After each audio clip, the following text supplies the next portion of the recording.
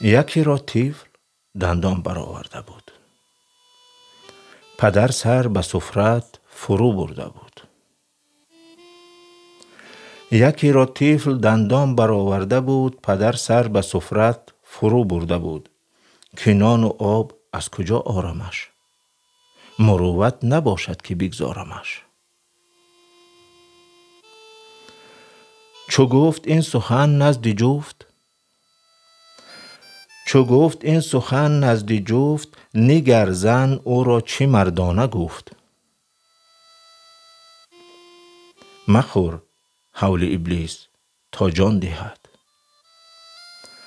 مخور هول ابلیس تا جان دهد. همان که دندان دهد خود نان دهد. سعدی شیرازی.